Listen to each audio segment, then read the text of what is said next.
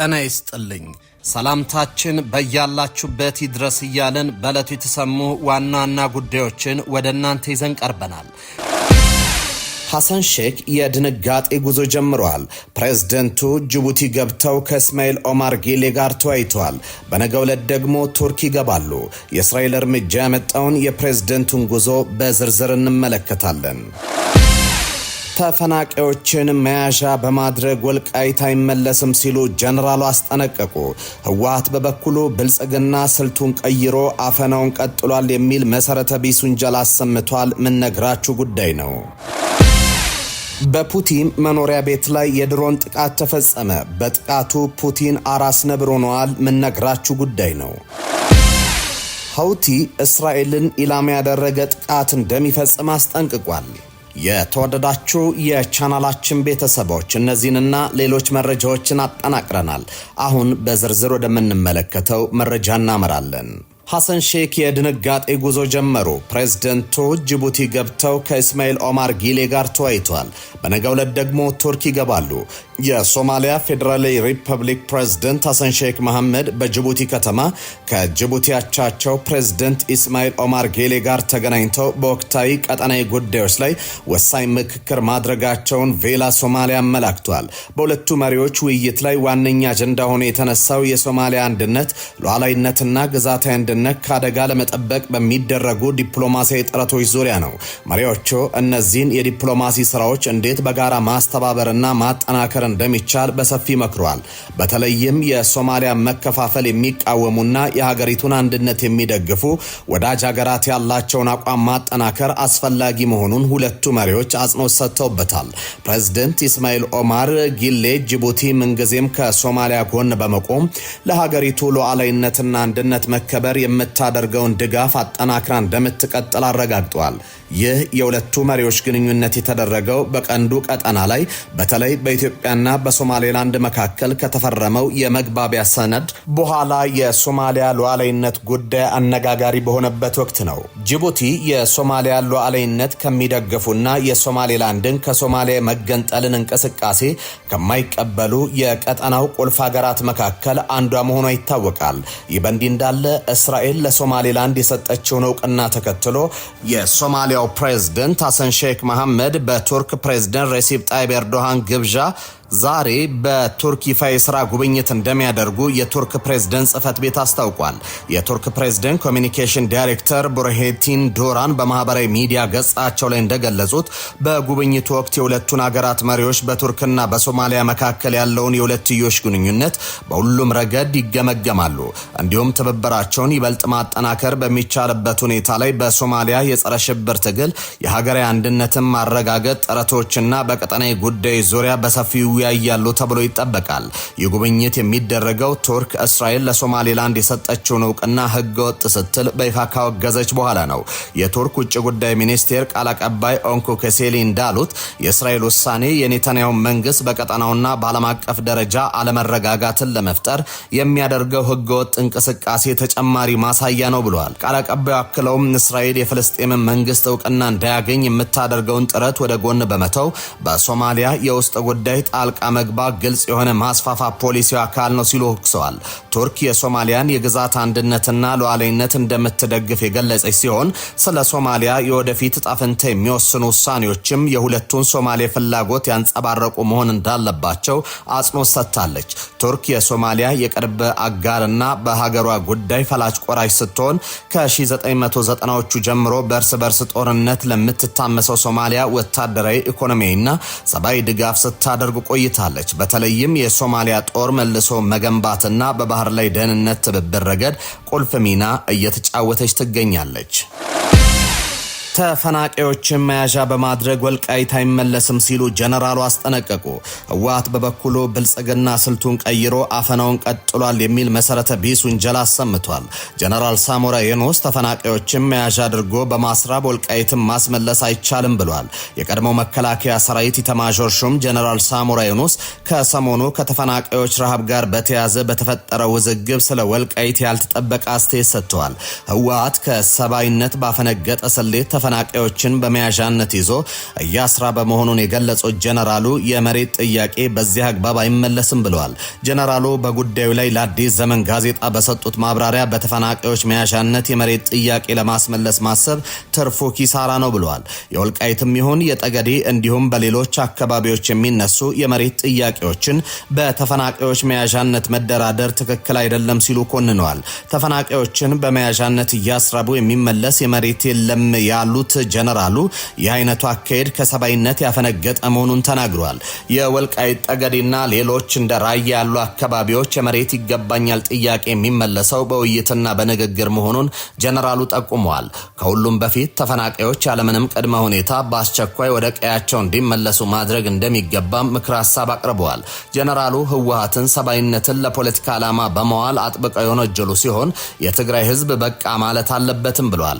ተፈናቃዮች እየተራቡ ለፖለቲካ መጠቀሚያ ሆነው መቀጠል እንደሌለባቸው አምነው ወደ ቀያቸው ለመመለስ እንዲዘጋጁ ጥሪ አቅርበዋል። ወዲህ ደግሞ ህወሓት ባወጣው መግለጫ የኢትዮጵያ መንግስት የጭካኔ አይነቶችን እየቀያየረ አፈናውን ቀጥሏል በማለት ከባድ ውንጀላ አሰምቷል። ህወሓት ራሱ በሰሜን እዝ ላይ ጥቃት በመፈጸም የጀመረውን የ2013ን ጦርነት በማስታወስ የጠቅላይ ሚኒስትር አብይ አህመድን አስተዳደር በጠላትነት ፈርጇል። የኢትዮጵያ መንግስት ከ5 ዓመት በፊት 360 ዲግሪ ከበባ ውስጥ አስገብቶ ከባድ ውድመት አድርሶብኛል ያለው ህወሓት ዛሬም በሌላ ስልት ቀጥሎበታል ብሏል። በተፈናቃዮች ጉዳይ መንግስት ከሰባይነት ይልቅ ፖለቲካን አስቀድሟል በማለት በሰሞነኛው የህጻስ ተፈናቃዮች ጉዳይ ተቃውሞ አሰምቷል። ህወሓት በመግለጫው በኢትዮጵያ መንግስት በኩል የቀረበበትን ክስ ውድቅ አድርጓል። ከትግራይ ተፈናቃዮች የሚቀርበው እርዳታ ማከፋፈል የሚሆን ቁጥጥር ውስጥ እንደሌለበት የገለጸው ህወሓት የፌዴራል መንግስት ክሱን ያቀረበው ይህንኑ እያወቀ ነው ብሏል። ሰብአዊ ድጋፎችን የሚያሰራጩ በበጎ አድራጎት ድርጅቶች በኩል መሆኑን የገለጸው ህወሓት ከራሱ በተጨማሪ ጊዜ አስተዳደሩንም ተከላክሏል። የጀነራል ታደሰ ወረደ አስተዳደርም ቢሆን ለተፈናቃዮች በሚቀርብ እርዳታ ስርጭት ውስጥ እጁ እንደሌለበት በመግለጽ ህወሓት ተከላክሎታል። በፌዴራል መንግስት በኩል ደግሞ ለተፈናቃዮች የሚላከው እርዳታ የት እንደገባ ህወሓት መጠየቅ አለበት ብሏል። በክልሉ በሚገኙ ተፈናቃዮች ልክ በየወሩ እርዳታ መላኩን የገለጸው የፌዴራል መንግስቱ የተላከው ድጋፍ የት እንደገባ ዓለም አቀፍ የሰብአዊ ድጋፍ አቅራቢ አካላት እንዲመረምሩ ጥሪ ማቅረቡ የሚታወስ ነው። በፑቲን መኖሪያ ቤት የድሮን ጥቃት ተፈጸመ። በጥቃቱ ፑቲን አራስ ነብር ሆነዋል። የሩሲያ የውጭ ጉዳይ ሚኒስትር ሰርጌይ ላቭሮቭ የዩክሬን ድሮን ሰኞ ዕለት በኖርቮጎርድ ክልል በሚገኘው የፕሬዝደንት ቭላዲሚር ፑቲን መኖሪያ ቤት ላይ ጥቃት ለመሰንዘር ሞክራለች ሲሉ ወንጅለዋል። ኪየቭ በበኩሏ ክሱን ፍጹም የፈጠራ ወሬ ስትል ወዲያው አጣጥለዋለች። ውጭ ጉዳይ ሚኒስትሩ ላቭሮቭ እንደገለጹት በጥቃት ሙከራው ምንም አይነት ጉዳት ባይደርስም ይህ ክስተት ሩሲያ ከዩክሬን ጋር ጦርነት ለማስቆም በመታደርገው የሰላም ንግግር ላይ ያላትን አቋም እንድትከልስ ያስገድዳታል ብለዋል። አክለውም የሩሲያ ጦር ለዚህ ድርጊት የአጸፋ እርምጃ ለመውሰድ ኢላማዎችን መምረጡን አስታውቋል። የዩክሬን ፕሬዝደንት ቮሎዲሚር ዜሌንስኪ የሩሲያን ክስ ውድቅ ያደረጉ ሲሆን ይህ የሞስኮ ክስ የመጣው እሳቸው ከአሜሪካው ፕሬዝደንት ዶናልድ ትራምፕ ጋር በፍሎሪዳ ለ3 ሰዓታት የፈጀ ውይይት ካደረጉ ከቀናት በኋላ መሆኑን ጠቁመዋል። ምንም እንኳን የትራምፕና የዜሌንስኪ ውይይት ትልቅ የፖለቲካ ውጤት ባያመጣም አሜሪካ ለዩክሬን ለ15 ዓመታት የሚቆይና ሊራዘም የሚችል የደህንነት ዋስትና ለመስጠት መስማማቷን ዜሌንስኪ ገልጿል።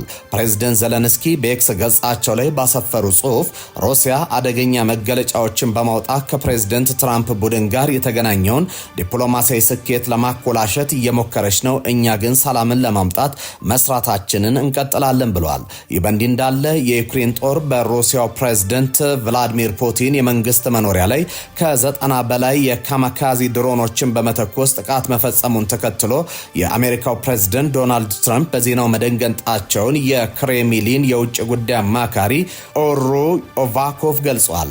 አማካሪው ለሩሲያ መገናኛ ብዙሃን እንደተናገሩት ሰኞ በተፈጸመው በፕሬዝደንት ፑቲንና በፕሬዝደንት ትራምፕ መካከል የስልክ ውይይት ተደርጎ ነበረ።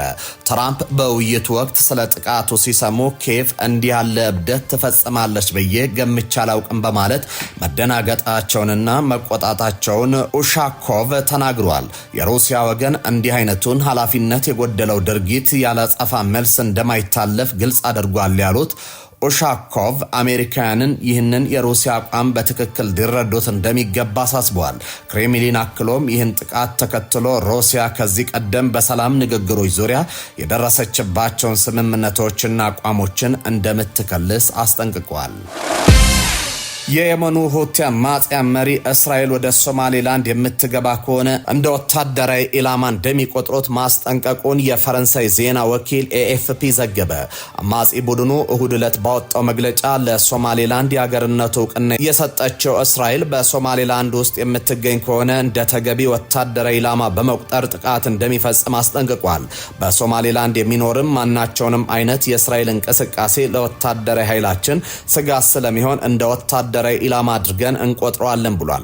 የቡድኑ መሪ አብዱል ማሊክ አልሁቲ እሁድ ዕለት ባወጣው መግለጫ የእስራኤል በሶማሌላንድ መገኘት በሶማሊያና የመን እንዲሁም የቀጠናውን ደህንነት ስጋት መሆኑን ጠቅሶ አስጠንቅቋልም።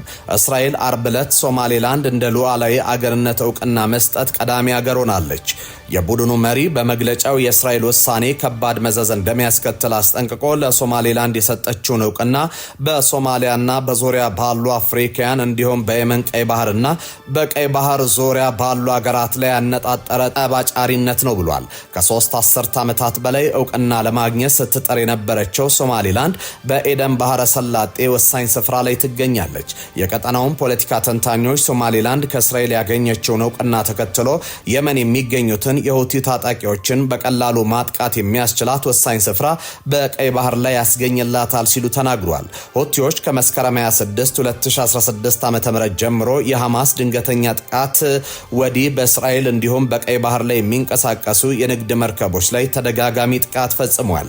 እስራኤል በበኩሏ በሁቲ አማጽያን ወታደራዊ ዛውታዎችና ከፍተኛ መሪዎች ላይ ድብደባዎችን በመፈጸም ወታደራዊ አመራሮችን ገላለች።